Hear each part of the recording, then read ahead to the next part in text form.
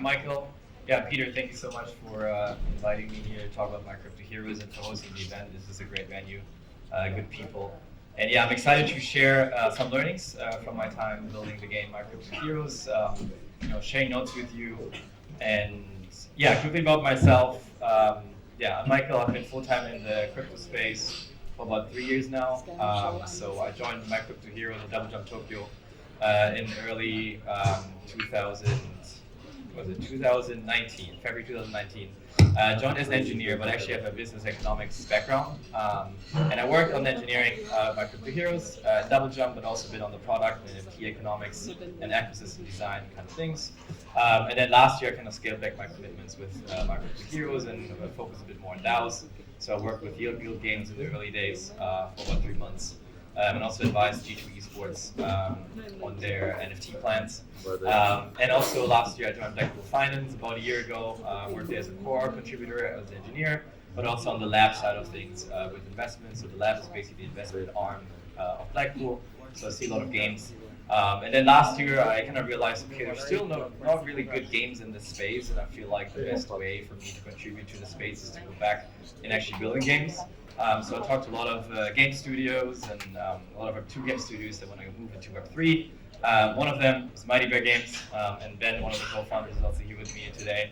I found them to be already very deep the rabbit hole and understand, okay, the Web3 thinking. And I decided to join them, so I joined them 2 months ago. And today, I'm basically splitting my time between Blackpool and MightyBearGames building games. But today, we're going to talk about My Crypto Heroes. Those of you who know a bit of Japanese, it's called Maikuri in Japan. So very Japanese styled game. I also lived in Tokyo for 3 years, working there with the team. And we had like 70% of players in Japan. My Crypto Heroes was the #1 game back in 2018, 19, and early 2020. We had roughly 5,000 to 10,000 average daily active users in that time, and back then that was a lot. I think Axie was around like 300 or so in 2009. And yeah.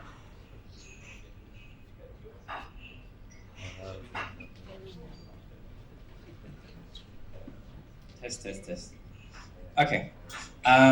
Yeah, just some numbers. So in terms of like primary sales, meaning that we sold NFTs to users, we made about 20K ETH, and back then ETH was like $250, so it's a bit less than it looks like right now. And then secondary volume about 27K ETH, just to show you some numbers and and that was a lot back then. Nobody would have known that the space would blow up this crazy, thanks to Axie primarily. And yeah, so about My Crypto Heroes, just a bit of context about the game. I'm not going to talk about every single design detail, but basically the NFTs are the heroes and the weapons. We call them extensions. One team is made out of 3 heroes. Each hero has 2 weapons. They have different stats. You put them together. Then there's PvE and PvP that you can play. Also, we did a land sale in early 2019. Where there's 9 different kind of lands in the game that you're joining as a player, and users could buy land, and we actually give 30% of the player's revenues, depending where the player is and which land, we give that back to the landholder, so it has some passive income as well. And also in terms of the game, we have kind of like land versus land. We call it Cryptide Wars. So Cryptide is this turtle, snake, land mascot thing. So every single land has their own mascot, and you can play against each other. So basically like a guild versus guild kind of PvP feature as well. Yeah, so now to the learnings. So I have 3 learnings. The first one is probably the biggest one I want to start with. So it's ecosystem sustainability. And I wanted to share what I've learned working on the game. So in terms of like the NFT emission schedule, we actually capped the amount of heroes that we sell at 200 different types. So basically like Napoleon or King Arthur is also here, are different kind of hero types. We have 200 different ones. We sold them every other week as a primary sale to our users, and we capped it at 200. That's why like the line is like flattening at some point. But in terms of like the weapons, there's basically infinite supply of like new weapons coming in, because every 90 days we fill the quests and the tournaments with new weapons, and that means there's basically more weapons coming in over time. That is kind of like the mission schedule that we chose for the game, and you can see like the heroes are kind of like the primary asset, and the weapons are kind of like the secondary asset that are owned by the users. The only way to get weapons or to mint weapons is to win them and earn them, and the only way to get heroes is to either buy them directly from us, the primary sale, which is event-based, or from other users, peer-to-peer. So just talk about different scenarios of like growth, right? So if we have a lot of users coming in, meaning that there's more users coming in than weapons being minted or heroes being sold, that is fine. Assets go up in value. Everybody's happy. However, in a more like medium growth scenario, where at some point the growth stagnates, and that's what happened. We stagnated around 5-7K daily active users. At some point, like with the heroes, it's still okay, as you can see, in terms of like supply and demand. But for the weapons, they just inflate over time. I think we see this these days now a lot with utility tokens, similarly. So basically, the more weapons are minted, there's not enough players coming into the ecosystem, meaning that the value of the weapons are decreasing. And to kind of understand what effect does this have on the asset prices, I want to kind of give like a mental model on how to think about pricing assets. So basically, let's say I have Napoleon in one of my teams. I know, okay, if I buy this legendary, very strong hero, I have very good chances of getting very rare items in the quests or very rare items in the tournaments that I'm winning. So basically, there is kind of like almost like a cash flow attached to owning that hero. So there's like expected returns over time, and you could kind of like value Napoleon as kind of like the net present value of the future cash flows that you would receive playing in the quests or in the tournaments. And that's kind of like you could, I didn't do the math on this, but basically you could kind of like calculate, all right, this is worth 10 ETH to me because every month I can make about 0.5 ETH, and that's kind of like how I would think about the investment. However, if you have, again, this scenario where we're stagnating in user growth and there's more and more weapons coming in, what happens is kind of like, okay, the future weapons are probably going to decrease in value because there's just more and more weapons, less demand for new weapons because people have enough. They have their meta figured out in their team. They don't have to trade anymore. And so the value goes down of the rewards. And if the future expected cash flow basically of my underlying asset is decreasing, that means also like the value of my asset is also decreasing. So it kind of like spirals back to the asset. Like although it looks fine that the heroes are probably in a good place, but they're not because the value is also determined by the assets that you can receive. And again, we also see this these days with utility tokens that you receive by playing games.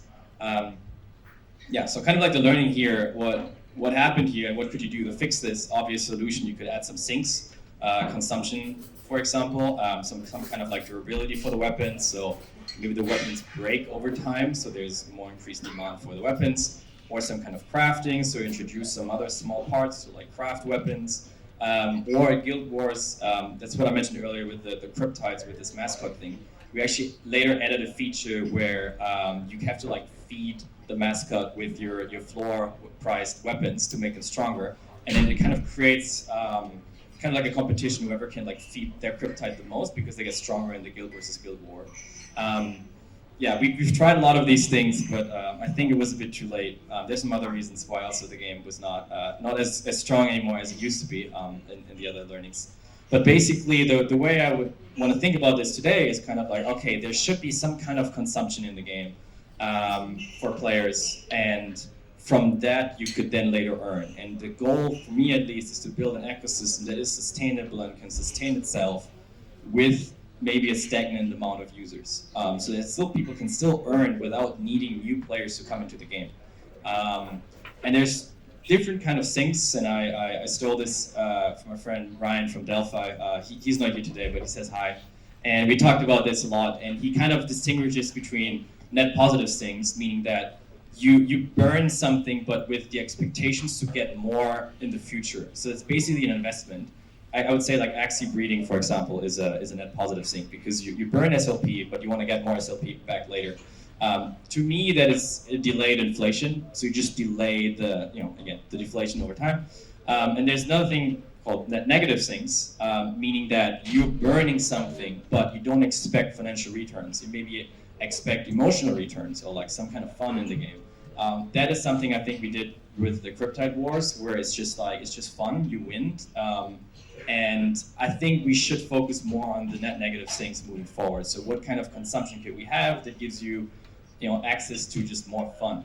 And of course, key ingredient to that is building games that are actually fun and not just financial, highly gamified games. And these days, I see a lot also on Twitter being talked about just how utility tokens are crashing.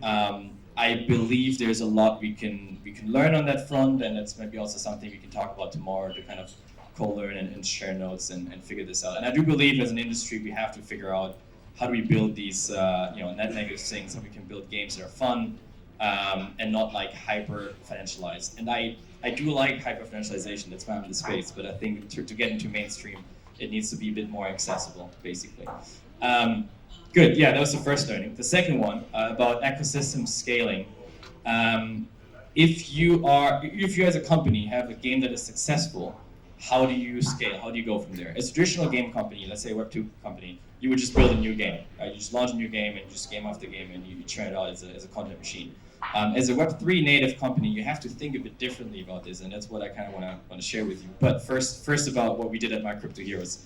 So one of the investors of Double Jump Tokyo is Gumi. Gumi's a big Japanese game company. They own the IP called Brave Frontier. And we were like, all right, let's take that IP, let's bring more people into the space. And we launched Brave Frontier Heroes, which was basically a reskin of My Crypto Heroes with the exact same economy design, sometimes exact same front-end code as well, actually. The battle mechanics themselves, they were a bit different. A bit more interesting and deep than My Crypto Heroes, but it was basically very similar. And what happened, kind of the ecosystem was like, okay, now we have My Crypto Heroes and we have Brave Frontier Heroes.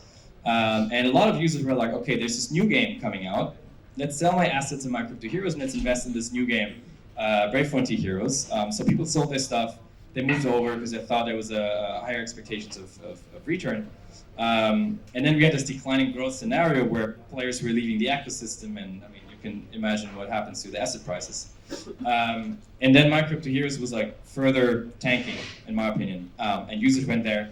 And then the Brave Frontier Heroes people were like, hold on, if My Crypto Heroes, which is basically the role model of our game, is not gonna make it in 2 years from now, if like basically Brave Frontier Heroes is basically My Crypto Heroes but 2 years back, right? So if My Crypto Heroes is not gonna make it, then Brave Frontier Heroes users are like, well, maybe this game is also not gonna make it. So they got scared, and the game was also, in my opinion, didn't really take off because My Crypto Heroes was also not proven to work after 2 years. Not proven to work, I mean like the ecosystem.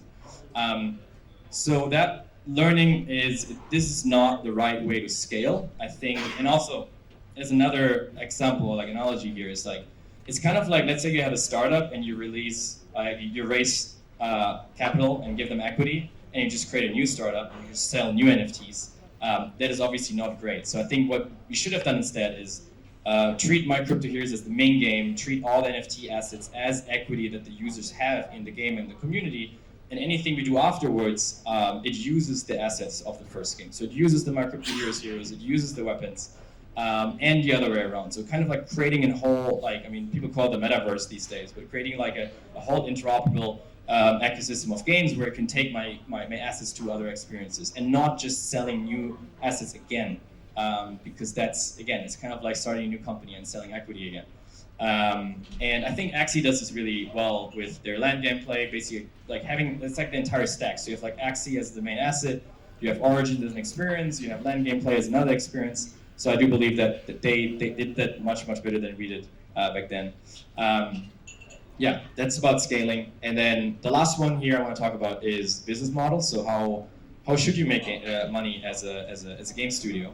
At My Crypto Heroes, we chose to sell heroes directly as primary sales to users every other week. That's just a screenshot of the game.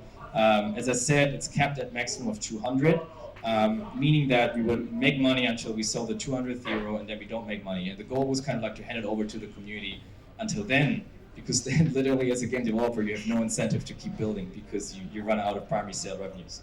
Obviously not great in terms of incentives, right? But also in terms of like the revenues. So selling the hero is basically revenue to the studio. So, and back then there was no DAOs or anything. It was just like, okay, it just goes to the studio in our pocket. And the weapons that players receive are player revenues, meaning the revenues or the return they make from playing the game. So as you can see here, it's kind of like, okay, one revenue goes to the studio, the other revenue goes to the players. how does that really play out? And what I've learned is it kind of creates a misalignment of incentives, because you, as a studio, you incentivize to sell more stuff, but it dilutes the value of the existing assets of the existing asset holders. So that means you want to make money as a studio, but the users don't want you to sell more stuff. So it creates, again, a misalignment of incentives right here. And what I would propose instead is to just give all the rewards to the players. Say, okay, everything that's minted in the game is minted by rewards and returns. And I think as kind of like an effect here, it also adds a bigger revenue stream to what you would get out of your assets. Meaning that, let's say you have, 50,000 heroes in the game, and you have a lot of new players coming in, and you want to mint more heroes because you don't want the prices to like skyrocket. You should not sell them with a primary sale. That's not that great. So instead, you should give it as rewards to the existing asset holders, because if they can get more heroes throughout their play span, they would also increase the value of their hero. Or at least if there's a lot of new heroes being minted, they don't get as much diluted because they receive these as winnings, if that makes sense. So what I would want to see moving forward is to like focus more on secondary revenues. I personally have strong opinions that primary revenues are not great. I know it is tempting to sell a lot of NFTs and to sell land and make millions overnight, but I do believe it's not healthy for the ecosystem. I think focusing on secondary revenues primarily is good, and I think Axie has shown us this is possible. And even now, like after the huge hype, Axie is making 150K, you see this here, per day in secondary revenues, which is still good. So it is viable. It wasn't viable back then, but now it is. And I believe it's a better alignment of incentives, because as a game developer, you're incentivized to like keep supporting the game, and also with live ops, and I think we will see more live ops in games. It's just a much better natural fit. And also another thing to add on the primary sales, it also like adds feature creep and like more heroes being released, because they have to be stronger than the previous ones, and it's just not great for game design either. So yeah. So that's basically, it wraps up the three learnings. And I recently joined a new game studio, so you might ask me, maybe not, what's next? I haven't really shared much about the game that we're building. Some people in the room know, but this is like the first time that we publicly announce what we're working on and what we're doing, and I'd love to just share it with you guys in like this very small, intimate group, a little sneak peek. And the game that we're working on is called Mighty Action Heroes, which is actually a Web3 native DAO. The game studio, MightyBearGames, is a core contributor to the DAO. The game itself will have a lot of the learnings from personal learnings from our crypto heroes, but also a lot of learnings from the market in general. For example, any new hero that is minted can only be won through the ladder. So basically, there's no primary sale of heroes. The game itself, it's going to be kind of like a battle royale, brawler kind of game. You would start with a battle royale kind of game, and then add like arena brawler, add like a MOBA, and add some other games within that ecosystem. So that's for the second learning. We will have assets being interoperable between the different experiences, and not selling new assets for every single game. And also we will have sinks that, net negative sinks for just more fun. And I'm very excited to work with the studio, because they know what they're doing. They have built good games in the past. One of them is with Disney, called Disney Mania. So I was excited to build, generally first, a game that is fun, and second, also a game that is profitable for the good players. And also this is work in progress, so this might change. So if you want to stay in touch, if you want to ask me any questions, feel free to ping me on Telegram. I'm most responsive there. Make sure to follow Mighty Action Heroes. It's Play Mighty Hero on Twitter. And thank you guys.